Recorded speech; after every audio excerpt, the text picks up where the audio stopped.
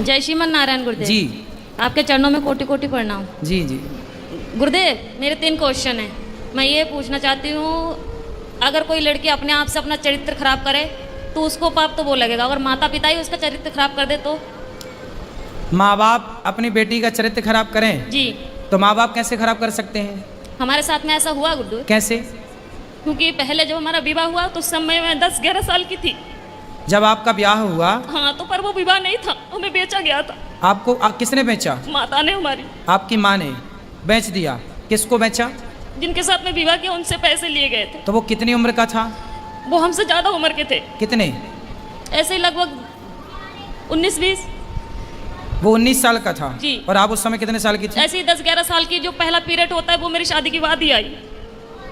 अच्छा, तो उस 20 साल के लड़के के साथ आपको बेच दिया? जी। फिर क्या हुआ? फिर क्या, फिर उस समय मुझे इतना ज्ञान नहीं था कि परिवार कैसे चलाए जाते हैं, घर गृहस्थी कैसे चलाई जाती है। ठीक है। फिर भी जैसे तैसे भी वो शराबी था।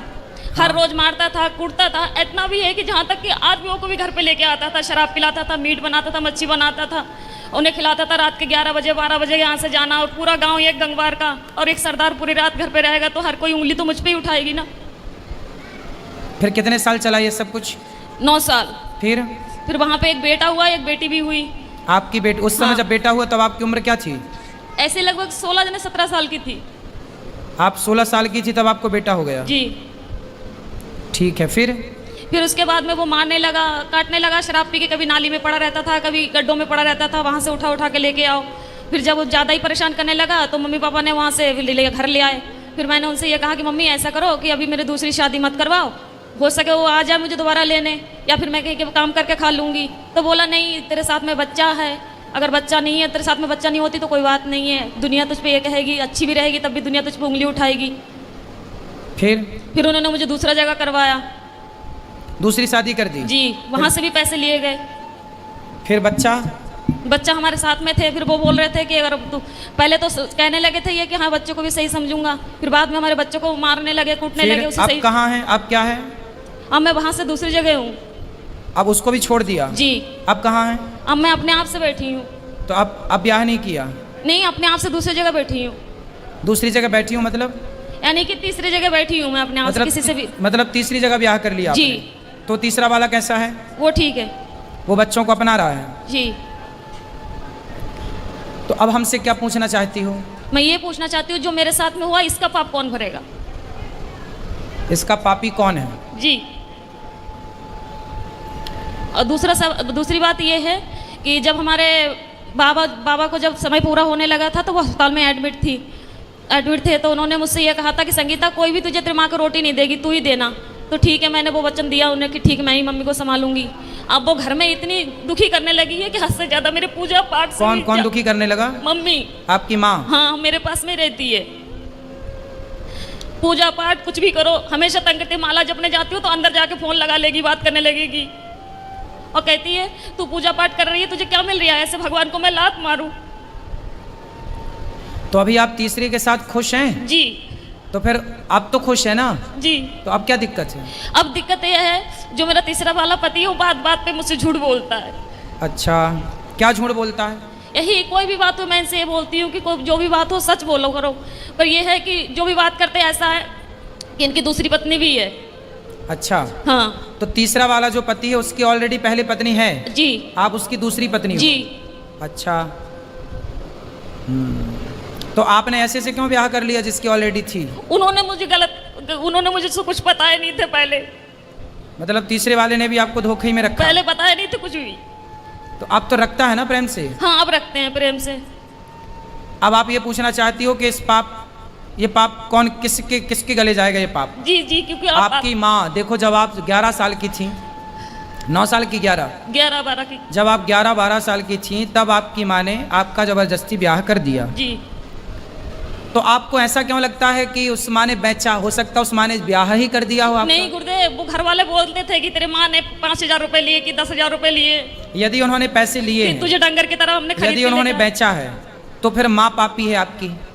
यदि नहीं बेची, आपका विवाह किया है तो माँ पापी नहीं। और केवल गुरुदेव, माँ इस बात की पापी है कि आपको जबरदस्ती इतने बड़े लड़के से आपका ब्याह कर दिया। देखो विवाह ऐसे नहीं होता, साल 2 साल का ही बड़ा छोटा चलता है, डबल नहीं चलता कि लड़की 10 साल की है और लड़का 20 साल का है, ये नहीं चलता। यदि कोई भी माँ बाप अपनी बेटी के लिए उससे डबल उम्र का लड़का चुनते हैं तो वो माँ बाप पाप के भागीदार हैं, क्योंकि उस समय बच्ची तो निर्णय नहीं ले रही है, माता पिता डिसीजन ले रहे हैं। तो लड़की के लिए वर कैसा होना चाहिए, लड़की 10 साल, लड़की 20 साल की है तो लड़का 22 साल का हो, 25 साल का हो, बस ज़्यादा उम्र वाला ना हो, ये न्याय है। यदि लड़की 20 साल की और तुम लड़का 40 साल का ले आओ तो ये तो बेटी के साथ अन्याय हुआ, और वो अन्याय का भागीदार कौन है, उसके माता पिता, क्योंकि वो लेकर आए हैं। और केवल गुरुदेव मेरे साथ में ये हादसा नहीं हुई है, मेरे सभी बहनों के साथ में ऐसा किया गया। तो आपकी माँ कहाँ है? मेरे पास में ही रहती है, इस समय दूसरे जीजा के पास में है। तो वो कैसी माँ है, निर्दयी है? मैं ये पूछना चाहती हूँ कि अब मैं करूँ क्या? पापा को भी यही वचन दिए मैंने कि मैं रखूंगी, और वो घर में इतनी दुखी कर रही है कि मेरा खाना पीना हरा। तो माँ को भेजो क्यों, ऐसी माँ को जो आपको बेच रही है, जो आपके साथ गलत काम कर रही है। ऐसे लोग दया के पात्र नहीं है। यदि पहले ये कंफर्म करो कि माँ, हो सकता माँ सही हो, गलत है तो आप उनको खाना पीना देना आपका कर्तव्य भी है। बूढ़ी अम्मा कहाँ जाएगी, इंसानियत तो कहती है कि आप उनको खाना पीना दो, लेकिन वो दया का पात्र नहीं है। जब धृतराष्ट्र के 100 बेटे मारे गए, तब भीम भैया धृतराष्ट्र को रोटियां ऐसे कुत्तों की तरह देते, बुढ़े खा ला। तो लोग कहते हैं अरे भीम, वो तेरा बाप है, बड़े पिता है ना धृतराष्ट्र भीम के, तेरा बड़ा पिता है, तो कैसे कुत्तों की तरह परोसता है। तो भीम भैया बोले कि मैं ही क्या पुत्र धर्म निभाऊं। ये वही बाप है जिसने भरी सभा में द्रौपदी लुट रही थी और ये चुपचाप तमाशा देख रहा था। क्या मैं ही धर्म का पालन करूं, इसका कोई धर्म नहीं है।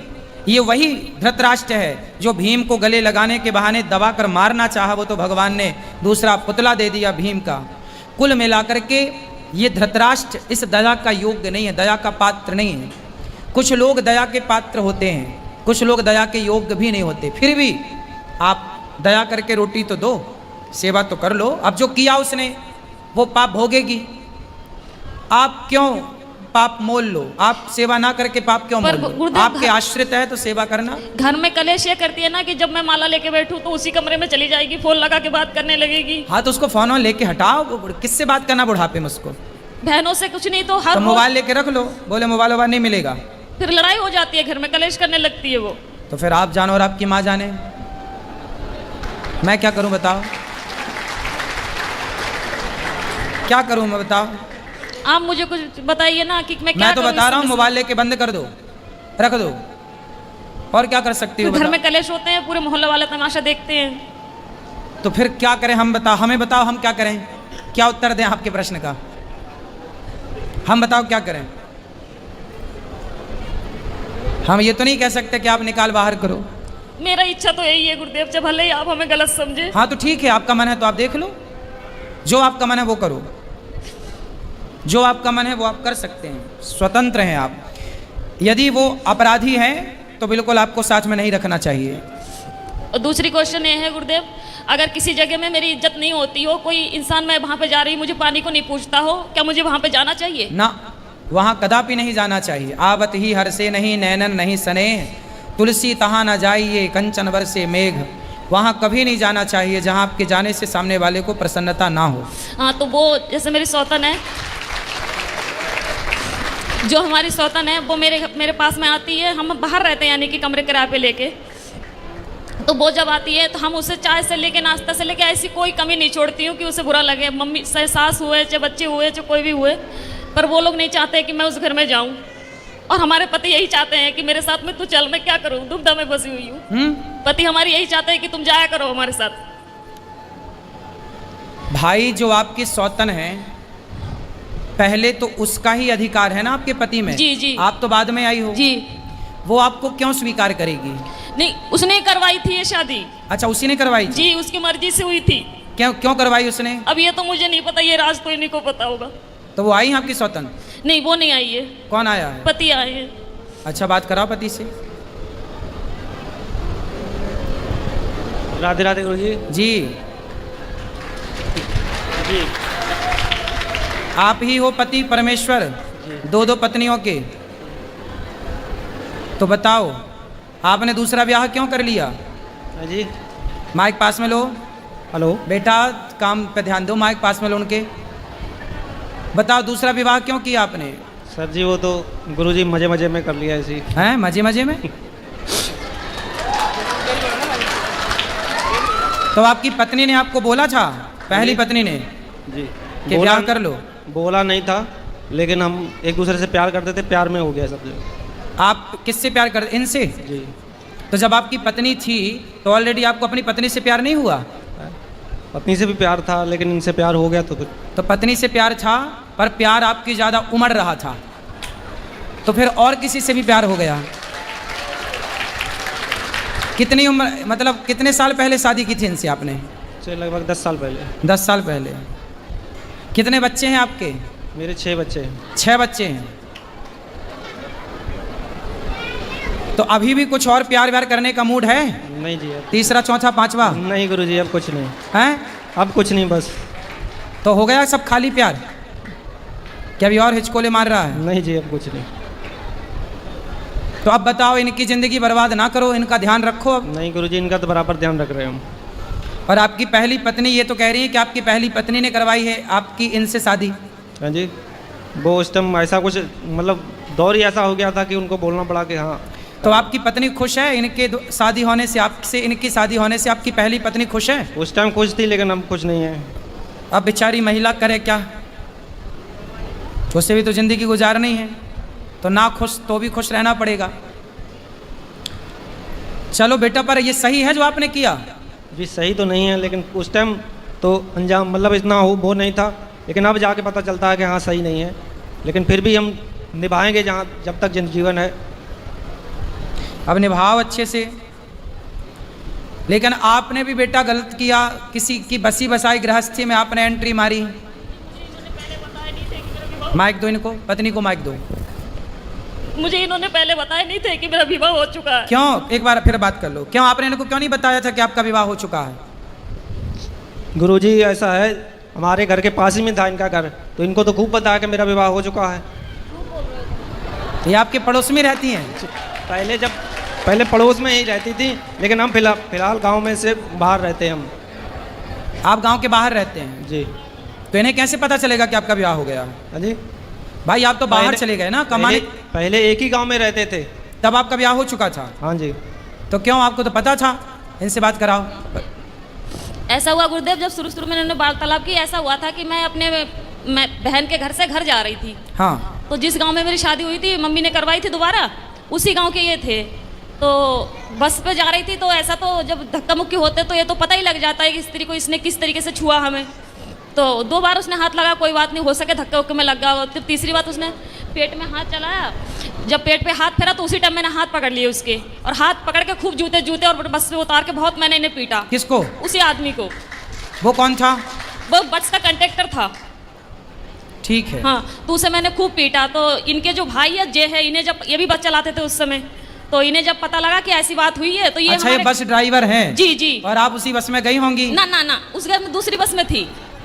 तो फिर इनसे कैसे इलू हो गया? सुनो तो, क्योंकि इनके स्टाफ है, जब इन्हें पता चला होगा अड्डे पे जाके ऐसी बात हुई है और उनकी घरवाली ने इन्हें पीटा है, तो ये हमारे इनके भाई के साथ में गए ना, तो हमारे मोबाइल वहाँ पे था, तो इनके भाई हमसे पूछने लगे कि भाभी तुम्हारा नंबर क्या है? तो हमें मन में ऐसी कोई बात ही नहीं थी, तो उनने नंबर ले लिया हमारा। कोई बात नहीं, वो नंबर इनने उससे ले लिए। उसके बाद में ये बातचीत करने लगे जब सारी। कुल मिला के अब आपको प्रेम से रहना चाहिए, और बचा हुआ जीवन भगवान का नाम भी जपो और काम करते हुए अपना। गुरुदेव, मेरा कहना ये है कि जब मैं उससे नफरत नहीं कर रही हूँ, उन बच्चों से नफरत नहीं कर रही हूँ, ऊपर कहने की बात ये है, इन्हें झूठ तो नहीं बोलना चाहिए ना हमसे कि हम घर पे जा रहे हैं, तो ये नहीं बोल जा के रहे कर ही ली शादी जी। अब कौन सा झूठ और बचा है? आप कौन सा झूठ, आप कौन सा सच चाहती हो इनसे? अब ये सच ये है, इनसे आप कौन से सत्य की कामना करती हो? नहीं करती। सुनो, आप ना बिल्ली को बिठा रही हो, ए बिल्ली तू दूध ताकती रहना। अब इनसे सच की उम्मीद कर रही हो आप। ये ऐसे लोग समाज में कितना सत्यवादी होंगे, कितना सच बोलेंगे जी। गलती आपकी है, आप क्यों सच की उम्मीद कर रही हो? ये व्यक्ति क्यों सच बोलेंगे? जी जी। फिर मेरे कहने का मतलब उम्मीद क्यों है? मेरे कहने का मतलब ये है कि जब इनके मन में, इनने ये 2-3 बार कह चुके हैं कि मेरे तो पहले गलती हो गई, उस गलती को सुधारूंगा नहीं, गलती हो गई, वो तो कहते उसमें चाव में कर लिया इनने, ठीक है। तो मेरे कहने का मतलब ये है, जब ये अब अपने पत्नी को पहले अपने पत्नी को अपने दिल से निकाल दिया, फिर मुझे बिठाला, अब मुझे अपने दिल से निकाल के अपनी पत्नी के पास में जाना था, मैं कहाँ जाऊँ, मैं क्या करूँ? भाई इनके ऊपर तो इनकी पहले पत्नी का ही अधिकार है। जी ठीक है जी जी तो इनकी गृहस्थी तो मस्त चलने दो। जी तुम अब जब इन्होंने स्वीकार किया तो रहो, अब तुम इनकी गृहस्थी में दखलंदाजी ना करो, रहो साथ में। जी जितना प्यार इनका मिले, जितना मिले उतने ही में खुश रहो। इन पर इनकी पत्नी का, पहली पत्नी का पूरा अधिकार है। जी गलती इनकी पत्नी की तो कोई गलती नहीं है, वो तो बेचारी हर जगह निर्दोष है। जी जी उसकी तो उसने कोई अपराध नहीं किया। जी अपराध आपने किया है और इन व्यक्ति ने किया है, जी जो अपनी पत्नी के होते हुए किसी और स्त्री से मन लगाया। जी और आपको भी जब 2 जगह ठोकर लग चुकी थी तो तीसरी जगह क्यों किसी पुरुष के पास ही गई? भगवान के पास ना जाती कि मेरे तो गिरधर गोपाल, क्यों ना बन गई मीरा तुम भगवान की? उस समय कभी ये चीजें सुनी नहीं थी, कभी माता पिता ने बतलाए नहीं थे, ये चीजें कभी जानती नहीं थी मैं। अब इसलिए तो कहते हैं सत्संग करो। जब 2 से तुम्हें सुख नहीं मिला तो तीसरा कौन सा सुख दे देगा और चौथा कौन सा देगा?